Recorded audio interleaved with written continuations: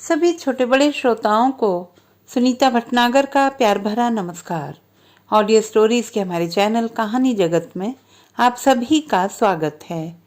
हिंदी कहानियों की श्रृंखला में आइए आज सुनते हैं मनोज कुमार पांडेय जी द्वारा रचित कहानी खाल।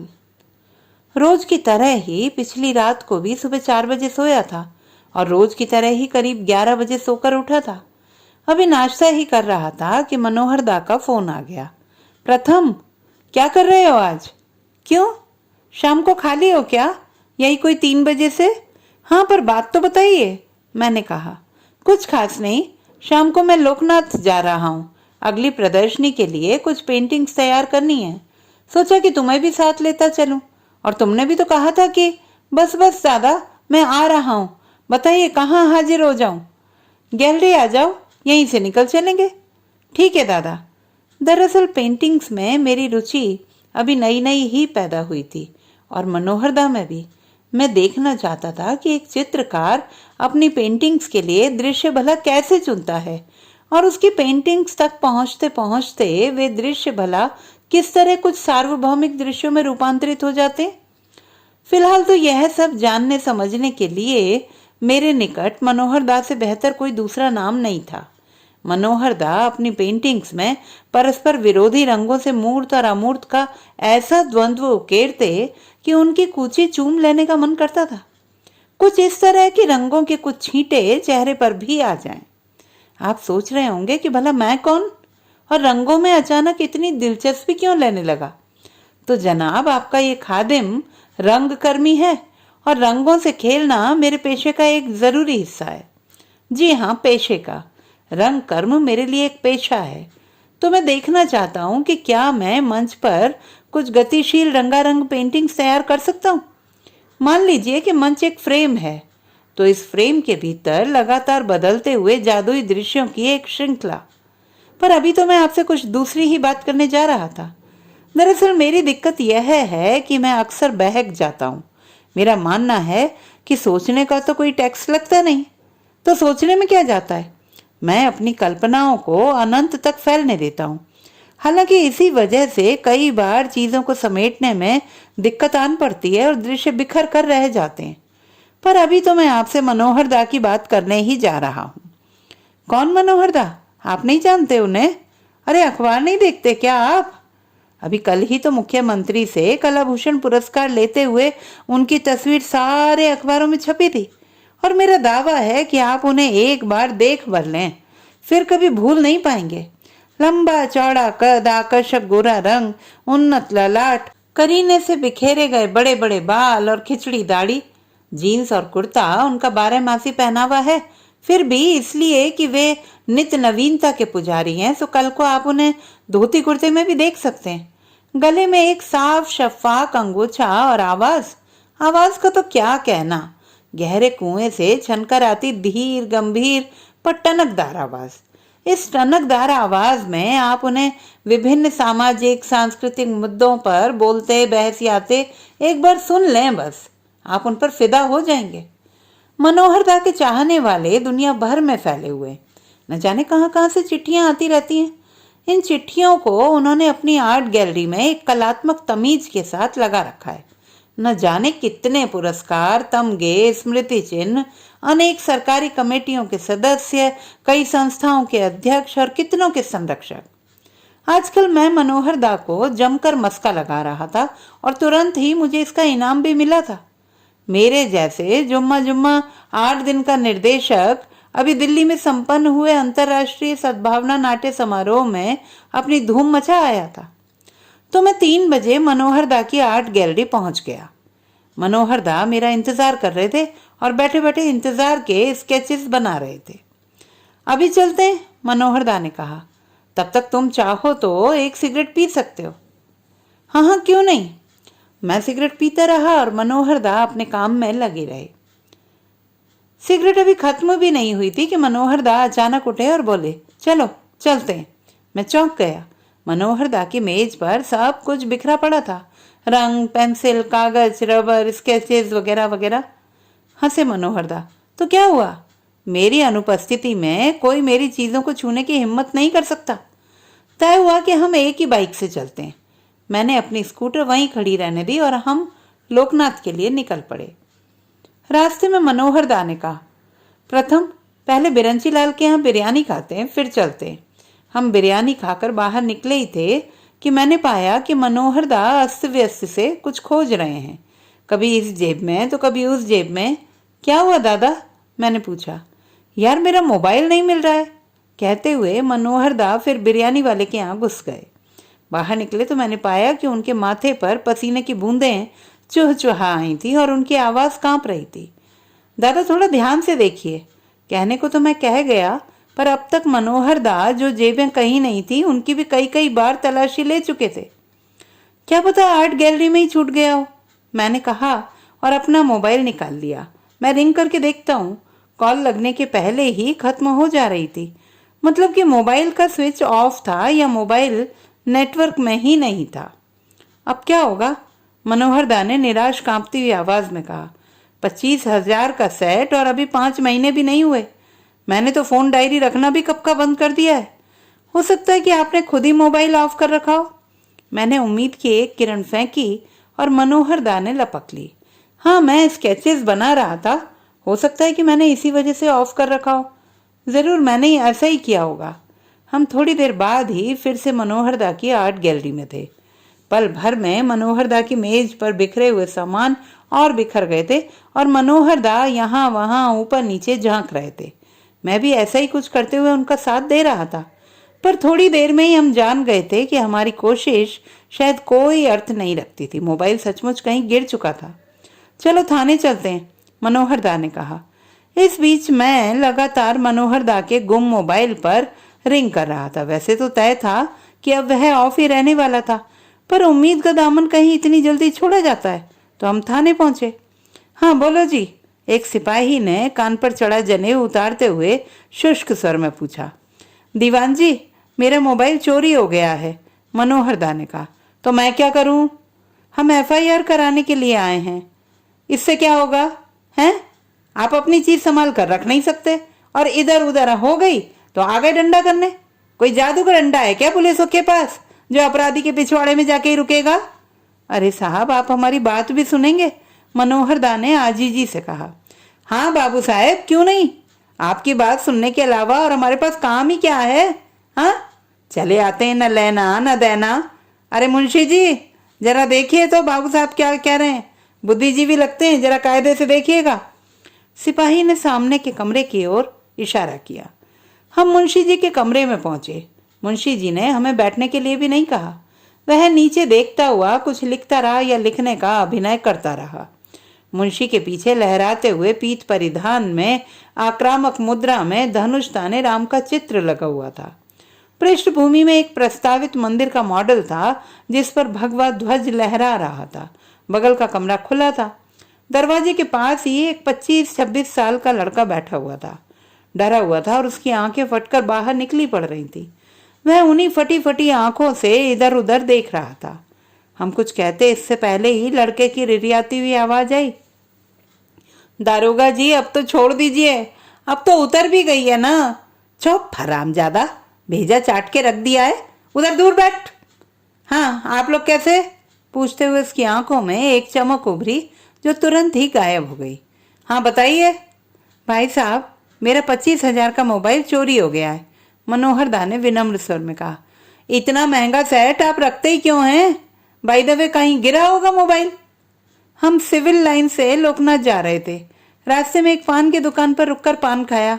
जरूर वहीं पर किसी ने। आप दोनों तब भी साथ में थे? हाँ। मोबाइल कहाँ रखा था? बगल में, कुर्ते की जेब में। जेब दिखाइए। मनोहर दा ने तिरछे होकर जेब मुंशी के सामने की। कटी तो नहीं है। अब मैं इसके बारे में क्या कहूँ? तो कौन कहेगा? कहीं गिर गया होगा। गुम हुई चीज को चोरी हुई क्यों बता रहे हैं? मोबाइल का भी बीमा वीमा होने लगा क्या? मैं हमेशा से अपना मोबाइल कुर्ते की जेब में ही रखता आया हूँ। आज तक तो नहीं गिरा। किसी ने हाथ डालकर ही निकाला होगा और आपको पता ही नहीं चला? नहीं, पता चला होता तो। इस बीच मैं एक टक मनोहर दा को देख रहा था। मनोहर दा ने सरासर झूठ बोला था। हम रास्ते में पान खाने कहीं नहीं रुके थे। मनोहर दा नीचे की जेब में मोबाइल कभी नहीं रखते थे। मनोहर दा तो मोबाइल जनेऊ की तरह पहने रहते थे। हाँ, कभी कभार मन किया तो उठाकर ऊपर कुर्ते की जेब में रख लिया, एकदम दिल की धड़कनों के पास। मैं तो कई बार उनसे कह भी चुका था कि दादा यहाँ मोबाइल रखना दिल के लिए खतरनाक होता है। मनोहर दा ने हर बार हंसकर एक ही जवाब दिया था, दिल भला है किस कमबख्त के पास। खैर, यहाँ से निकलकर मनोहर दा से उनके झूठ के बारे में जरूर पूछूंगा, मैंने सोचा था। सिविल लाइन क्या करने गए थे? मुंशी ने पूछा। वहां मेरी आर्ट गैलरी है। Art gallery? ये क्या होती है? मनोहर दा ने असहायता से मेरी तरफ देखा।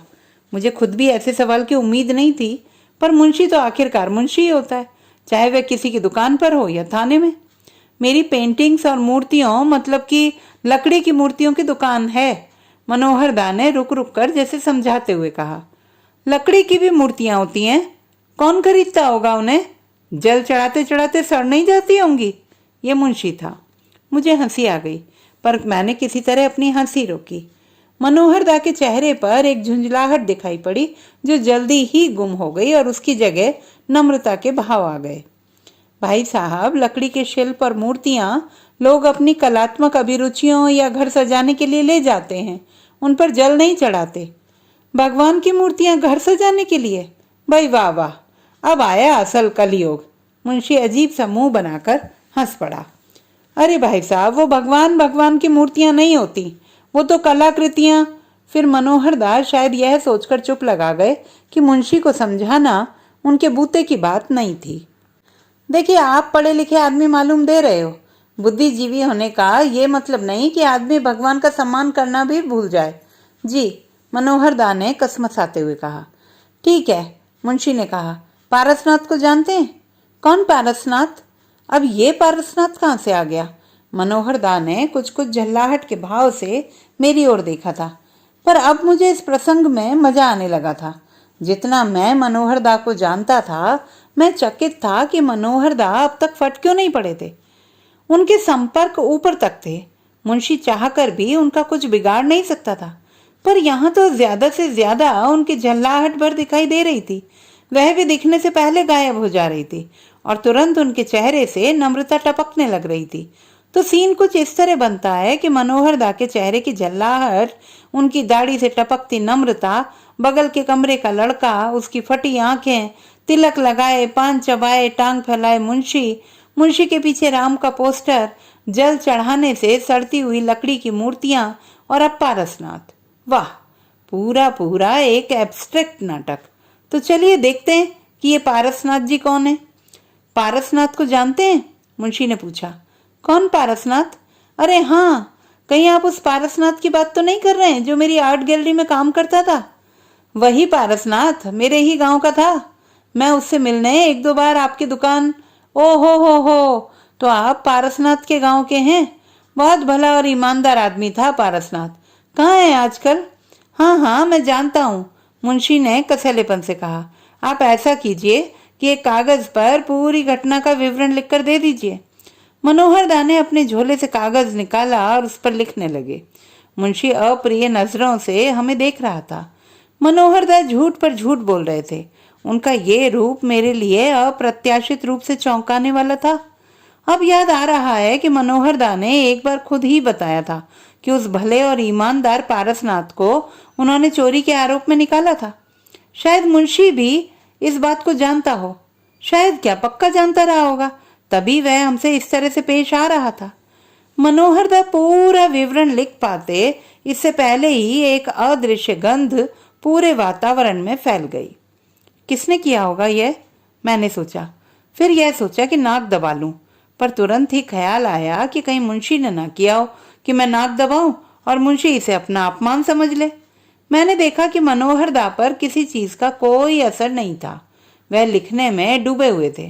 रहा मुंशी, तो वह कभी मनोहर दा की तरफ देख रहा था तो कभी लड़के की तरफ, पर अंत में मुंशी की नजरें लड़के पर जाकर टिक गईं। मैंने नहीं पादा साहब, लड़का रोनी आवाज में बोला। उधर चल बज्जात, पूरा थाना गंदवा रहा है। मैंने कुछ नहीं किया साहब, लड़का फिर रिरियाया। और अब तो उतर भी गई है, आप लोग मुझे छोड़ क्यों नहीं देते? मुंशी उठा और उसने लड़के को कसकर एक लात मारी। लड़का दर्द के मारे दोहरा हो गया। चुप बैठ मादर, साला तेरे बाप का घर है क्या? जब मर्जी आया जब मर्जी चलता बना। लड़का और सिकुड़ कर बैठ गया और न सुनाई देने वाली आवाज में कराहने लगा। उसकी फटी हुई आंखें थोड़ी और फट गई थी। मनोहर दा ने पूरा विवरण लिखकर मुंशी को दे दिया। मुंशी ने पढ़ा और हम दोनों से एक दो जगहों पर दस्तखत करवाया। इसके बाद हमने मुंशी से हाथ जोड़े, अच्छा साहब कहा और बाहर आ गए। मुंशी की नजरें अभी तक हमारी पीठों पर चुभ रही थी। जरूर उसने हमें जमकर गालियां दी होंगी। अब? मनोहर दा ने पूछा। अब? मैंने सवालिया सांस ली। अब चल के सिम ब्लॉक करवा देते हैं, मनोहर दा ने कहा। मनोहर दा, एक बात पूछूं? मैंने कहा। बोलो। आप अभी झूठ पर झूठ क्यों बोले चले जा रहे थे? मैं झूठ बोल रहा था? मैंने क्या झूठ बोला? यही कि आपका मोबाइल पान की दुकान पर चोरी हुआ। एकदम बकलोल हो क्या? मनोहर दा ने त्योरियां चढ़ाई। क्या बताते उससे कि हम बिरयानी खाने गए थे? उस साले मुंशी का तिलक नहीं देखा तुमने? तो आप उसके तिलक से डर गए थे? मैंने मजाक किया। Shut up. हो जाऊंगा शट अप, पर अभी मेरी बात कहाँ पूरी हुई है। आपने पारसनाथ के मामले में भी झूठ बोला। खुद आपने ही बताया था कि उसने अपनी जाति छुपाई थी, पर जाति वाति आप मानते नहीं तो समझा कर छोड़ दिया था। पर वह तो चोर भी निकला था। खुद आपने ही उसके थैले से काली की एक खास मूर्ति पकड़ी थी, इसलिए आपने उसे निकाला भी था। तो आज वही पारसनाथ ईमानदार और भला आदमी कैसे हो गया? तो मनोहर दा अब निश्चित तौर पर चिढ़ रहे थे। तो क्या, आप बताइए। अब यह भी तुमको बताना पड़ेगा। देखा नहीं वो साला किस तरह से जिरह कर रहा था? ऊपर से वो उस कमीन पारसनाथ का भी सगा निकल आया, तो और क्या करता मैं? मुझे तो अब लग रहा है कि वो चोट्टा तुम्हारा भी कोई सगे वाला ही लगता है। मनोहर दा अब मुझ पर गुस्सा कर रहे थे। मैं उनकी बातों का जवाब दे सकता था, पर दिया नहीं, और ऐसे ही मनोहर दा का नंबर मिलाने लगा। घनघोर आश्चर्य। तुरंत जाने कहाँ गए वो दिन रिंगटोन सुनाई पड़ी। मैंने तुरंत काट दिया और मनोहर दा की तरफ देखा। दादा बैल जा रही है, अब क्या करें? क्या करें? गजब आदमी हो। अरे फौरन मिलाओ और बात करो। मैंने फिर मिलाया और सामने से कुछ इस तरह से मोबाइल उठा जैसे कि कोई पहले से ही तैयार बैठा रहा हो। हेलो, नशे में डूबी आवाज आई। कृपा निधान कहाँ हैं आप? मैंने पूछा। मैं कृपा निधान नहीं हूं, उधर से लड़खड़ाती हुई आवाज आई। तो कौन है आप, यही बता दीजिए। हसन मोहम्मद। हसन भाई, आप हैं कहाँ? इसी दुनिया में हूँ भाईजान, आप बताइए। अरे जगह तो बताइए, आप हैं कहाँ? जगह का क्या है, हॉली में बैठा हूँ, दारू पी रहा हूँ। लगा कि जैसे उसके पास और भी बहुत सारे लोग बैठे हों और सब उसकी बात पर कहका लगाकर हंस पड़े हों। मतलब कि वह सचमुच हॉली में हो सकता था। साले पियक्कड़, मैंने मन ही मन गाली बकी। मनोहर दा ने अपना कान मोबाइल से सटा रखा था। एक खीज उनके चेहरे पर साफ साफ दिख रही थी। थाने वाली विनम्रता पता नहीं कहाँ गायब हो गई थी।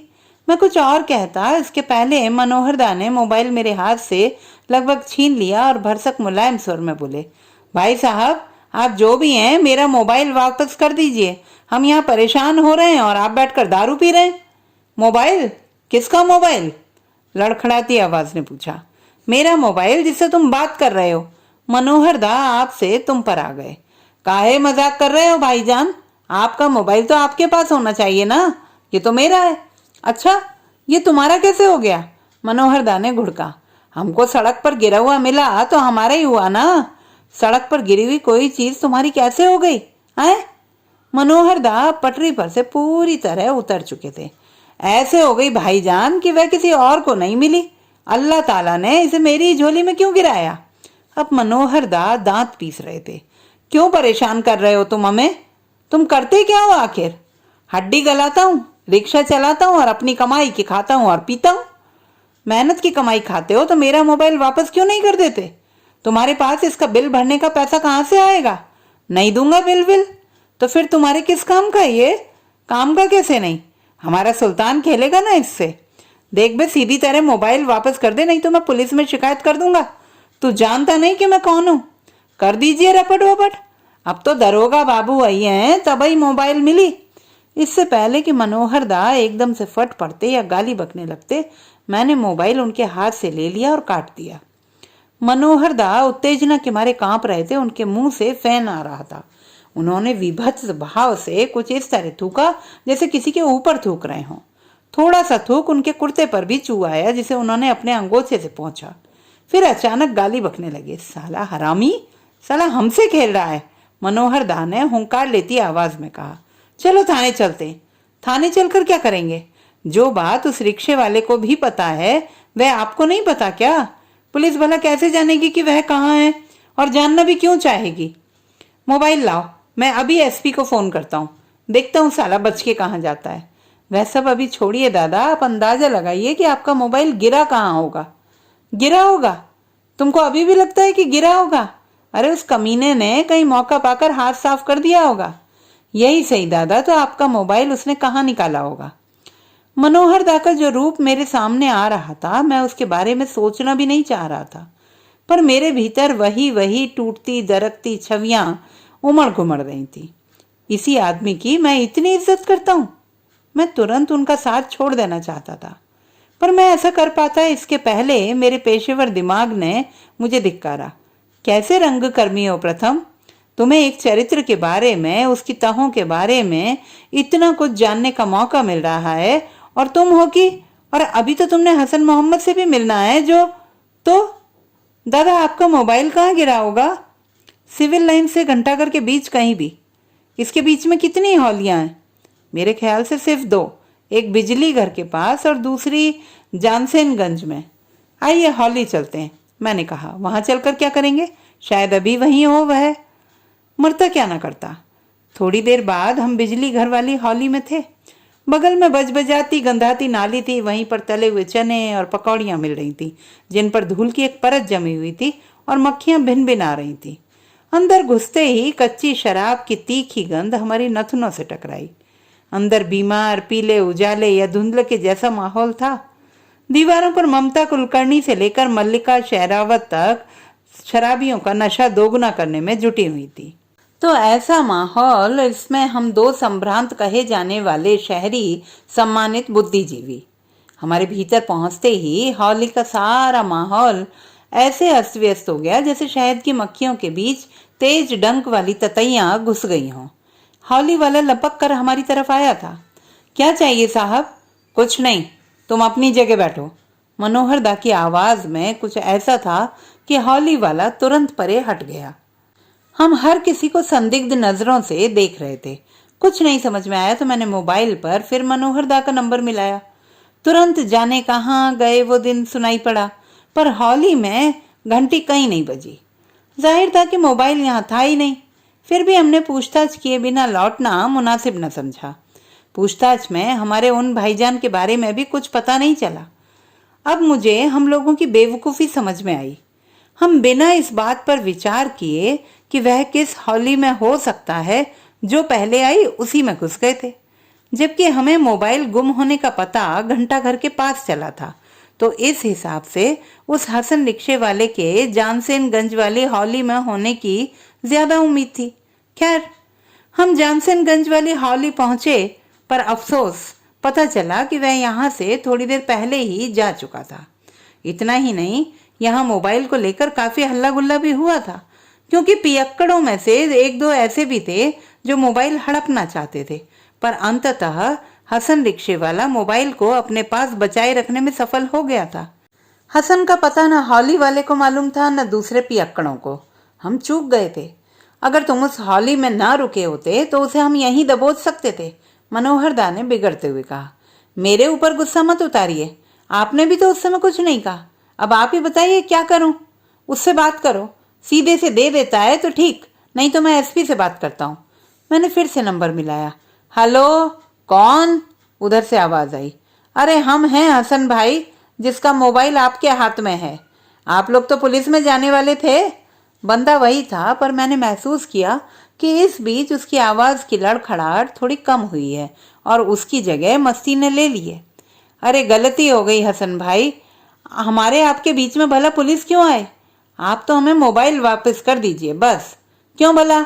हमको तो गिरा मिला है अल्लाह की मेहरबानी से। चाट क्यों रहे हो भाई? आप आखिर रहते कहाँ हैं? बता दूं? क्यों बताऊं भला? हम आपसे मिलने आएंगे इसलिए तो बता दूं। रहम कर यार, इस बात को समझ के पिछले 2-3 घंटों से हम कितने परेशान हैं। दरोगा बाबू तो साथ में नहीं आएंगे ना? अरे नहीं हसन भाई, आप बेकार में ही शक कर रहे हैं। हमको हमारा सामान मिल जाए बस। हम पुलिस दरोगा के झंझट में भला क्यों पड़ेंगे? मनमोहन पार्क देखा है ना? हाँ, वहां से यूनिवर्सिटी की तरफ जाओ तो आगे पाकड़ का एक बड़ा सा पेड़ है। बगल से दाहिने हाथ की गली में मुड़ जाइएगा और अंदर आकर हसन मोहम्मद का घर पूछ लेना। सामने एक भूसे की दुकान है, चाहे तो दुकान वाले से ही पूछ लेना। ठीक है हसन भाई, हम लोग आते हैं। अभी नहीं, 1-1.5 घंटे बाद आइएगा। अभी तो हम सवारी ले जा रहे हैं। मैंने मनोहर दा की तरफ देखा। अब वह शांत लग रहे थे पर उनकी आंखें लाल हो रही थी। अगर हसन ने पता ठिकाना सही बताया था तो कहानी खत्म होने में अभी घंटे भर की कसर थी। तब कहाँ पता था कि असल कहानी की शुरुआत ही घंटे भर बाद होनी है। मैंने हसन रिक्शे वाले के बारे में सोचा। कैसा होगा वह? उसके बाल बिखरे होंगे, शायद खिचड़ी, थोड़े काले थोड़े सफ़ेद। चेहरे पर मंगोलियन दाढ़ी होगी, आंखें छोटी और निचुड़ी सी, आंखों में कीचड़ और नीचे काली झुर्रियाँ। पूरे बदन पर समय की मार के अनगिनत निशान। बदन पर कोई मैली कुचैली टी शर्ट या बनियान, नीचे लुंगी या पाजामा, पैरों में पुरानी हवाई या टायर की चप्पल। तो शायद कुछ ऐसा ही होगा हमारे हसन भाई का हुलिया। पर अभी हसन भाई ने शराब पी रखी है, उसके सुरूर में है। तो आप एक दृश्य की कल्पना कीजिए कि हसन भाई अपने रिक्शे पर सवारी बैठाए चले जा रहे हैं। मोबाइल की घंटी बजती है, सवारी हड़बड़ाकर अपना मोबाइल खोजती है जो मिल ही नहीं रहा है। हमारे हसन भाई सुकून से रिक्शा रोकते हैं, मोबाइल निकालते हैं और कहते हैं, बोलो मियाँ। अगल बगल से आते जाते लोग उन्हें अजूबे की तरह देख रहे हैं। मान लीजिए कि इस समय आप ही उनके रिक्शे पर बैठे होते तो हसन भाई के बारे में क्या सोचते? शायद आपको अपनी आंखों पर भरोसा ही ना होता, या शायद आप उन्हें कोई चोर उचक्का समझ लेते और रिक्शा बदल लेते। या अगर मेरी तरह खूब फिल्में देखते होते या जासूसी उपन्यास पढ़ते होते तो उन्हें कोई जासूस या किसी बड़े घराने का कोई सिरफिरा सिद्धांतवादी नायक समझ लेते। चक्कर छोड़िए, मान लीजिए कि हम लोगों के पास बाइक ना होती और हम हसन भाई के रिक्शे पर बैठकर उन्हीं को फोन मिलाते, तब वह शायद हमें मुड़कर देखते और जब उन्हें पता चलता कि यह हम ही लोग हैं जिनको वह घंटों से नचा रहे हैं, तो हसन भाई क्या करते? क्या उन्हें हम पर हंसी आती, या फिर हमारे एंग्री मैन आर्टिस्ट मनोहर दा क्या करते? मैंने पूछ ही लिया। गर्दन मरोड़ देता उसकी, मनोहर दा ने फुफकारते हुए जवाब दिया। आगे मैंने चुप रहना ही मुनासिब समझा। घंटे भर बाद ही हम पाकड़ वाली गली में थे और एक मौलवी से दिखने वाले व्यक्ति से हसन रिक्शा वाले के घर का पता पूछ रहे थे। मौलवी ने हमें हिकारत से देखा और गली के आखिर में बने एक खपड़ेल की तरफ इशारा किया। मौलवी की हिकारत जायज थी। रमजान का महीना चल रहा था और हम एक ऐसे मुसलमान के घर का पता पूछ रहे थे जिसने शराब पी रखी थी। अगले पल मनोहर दा बेसब्री से कुंडी खटखटा रहे थे। काफी देर बाद एक असमय बूढ़े दिखते हिलते डुलते से व्यक्ति ने दरवाजा खोला और अधखुले किवाड़ के बीच से ही सिर निकाल कर पूछा, बोले साहब, हसन तुम ही हो? मनोहर दा ने पूरा किवाड़ खोलते हुए तुर्शी से पूछा। हाँ बोले साहब। मैंने उस काया का मिलान फोन पर उससे हुई बातचीत से करना चाहा और गड़बड़ा गया। उसका नशा पूरी तरह उतरा हुआ दिख रहा था और वह अप्रत्याशित रूप से दयनीय लग रहा था। घर के नाम पर एक कोठरी भरती जिसका आधा हिस्सा पीछे की तरफ खुलता हुआ दिख रहा था, जिसमें एक धुआं धुआं सा बल्ब जल रहा था। कोठरी में एक कोने पर एक चारपाई रखी थी। 2-3 मैली कुचैली कथरियां दिख रही थी। एक तरफ फर्श पर काले चींटों की लंबी कतार दिखाई दे रही थी और बांस के ठाठ में जगह जगह मकड़ियों ने अपना जाल फैला रखा था। कीड़े मकड़ों को भी गरीबों के यहाँ ठिकाना मिल जाता है, मैंने सोचा। ऊपर खपड़ेल पर तमाम बेकार टायर फेंके हुए थे। मैंने फिर से हसन की तरफ देखा। कपड़े के नाम पर उसके बदन पर एक लुंगी ही थी जो पता नहीं कब की धुली हुई थी। सींकिया बदन, पूरे बदन पर हड्डियां उभरी हुई, सिकड़ी हुई खुरदुरी त्वचा, गले में एक काला मटमैला धागा। हसन के सामने खड़े मनोहर दा एकदम दीन के सामने दीनानाथ लग रहे थे। आवे साहेब कहते हुए वह बगल हटा। मोबाइल कहाँ है? मनोहर दा दांत पीसते हुए फुफकारे। साहब हमको तो पड़ा मिला था, हम तो बुलाए भी आपको, पर आप सुने ही नहीं। है कहाँ मोबाइल? अभी दे रहे हैं साहब, आप अंदर तो आवें। शायद वह हमें बैठाकर हमारा गुस्सा कम करना चाह रहा था, या शायद अपना पक्ष रखना चाह रहा था। अबे हरामी, हम तेरे यहाँ दावत खाने नहीं आए, सीधे से मोबाइल ला, नहीं तो। मनोहर दास चीखे। दे रहे हैं साहब, गाली काहे दे रहे हैं, हम तो खुद ही। तभी अंदर की तरफ से एक बच्चा कूदता हुआ बाहर आया। मोबाइल उसके हाथ में था, जिसे दिखाते हुए उसने हसन से पूछा था, ई का है अब्बू? हसन बच्चे को कोई जवाब देता इससे पहले ही मनोहर दा ने मोबाइल पर झपट्टा मारा। बच्चा अचकचाकर पलटा और चारपाई से टकराकर पलट गया। मोबाइल दूर दीवार से जा टकराया। मनोहर दा ने फुर्ती से मोबाइल उठाया और बाइक की तरफ झपटे। आसपास के लोग हमें संदेह की दृष्टि से देख रहे थे और जाने क्या क्या बातें कर रहे थे। बच्चा चिल्ला चिल्ला कर रो रहा था। बाइक स्टार्ट हो पाती इससे पहले ही हसन रिक्शे वाले की आवाज आई, अरे जाए साहेब, देख लिया आपको, इतना भी नहीं कि मेरे बच्चे के लिए खिलौना ही लेते आते। अब तो मोबाइल मिल गया ना, अब तो कर ली दुनिया मुट्ठी में, हम इस दुनिया में थोड़े ही हैं साहेब। क्रम टूटा। हाय मोर सुल्तान, हाय मोर सुल्तान की आवाज आई। शायद हसन के बच्चे को कहीं चोट लग गई थी, जिसकी तरफ उसका ध्यान अब गया था। अरे शैतान हो आप लोग, राक्षस की तरह, हसन फिर चिल्लाया, पर अब तक बाइक स्टार्ट हो चुकी थी। बाइक आगे बढ़ती इसके पहले ही एक पत्थर मेरे पैर के पास आकर मडगार्ड से टकराया था। मैंने पीछे पलटकर देखा तो एक उत्तेजित झुंड दिखाई पड़ा। हसन अभी भी चीख रहा था, पर पल भर में उसकी आवाज सुनाई देनी बंद हो गई। मनमोहन पार्क पहुंचकर मनोहर दा ने बाइक रोकी और मोबाइल जांचने लगे। मोबाइल की बॉडी चटकी हुई थी और वह काम नहीं कर रहा था। मनोहर दा की आंखों में एक ठंडी हिंसक चमक उभर आई। उन्होंने बस्ते से सिगरेट का एक पैकेट निकाला, एक सिगरेट जलाई और 3-4 कश लेने के बाद सिगरेट को जूते से कुचल दिया। आओ थाने चलते हैं, मनोहर दा ने कहा। अब थाने चलकर क्या करेंगे? मुंशी का रवैया भूल गए क्या आप? नहीं, याद है, इसीलिए कह रहा हूं। इस हरामजादे हसन को तो मैं अब नामजद रिपोर्ट करूंगा। आप किस गुमान में हैं दादा? थाने में आपकी दाल नहीं गलने वाली।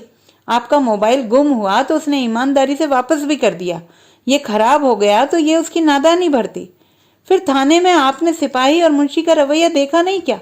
बाकी लोग भी वैसे ही होंगे, दोनों की ऐसी की तैसी। मैंने देखा सालों को, पर तुमने कुछ नहीं देखा। क्या नहीं देखा? थाने में घुसते ही हनुमान मंदिर, सिपाही का जनेऊ, मुंशी का तिलक और उस मुंशी के पीछे लगा श्री राम का पोस्टर। मैं पसीने पसीने हो गया। फिर भी कुछ नहीं हुआ तो? मैंने भरे स्वर में सवाल पूछा। शहर का एसपी मेरे साथ बैठकर शराब पीता है, मैं सब की ऐसी की तैसी करवा दूंगा, पर उस मुसल्ले हसन को तो मैं। आगे की कहानी में मेरी क्या भूमिका हो, इसको लेकर मैं पशुपेश में हूँ। आप मेरी मदद करेंगे? तो दोस्तों, ये थी हमारी आज की कहानी। आपको कैसी लगी कमेंट बॉक्स में लिखना ना भूलें। चैनल को सब्सक्राइब करें, लाइक करें और मित्रों के साथ शेयर करें।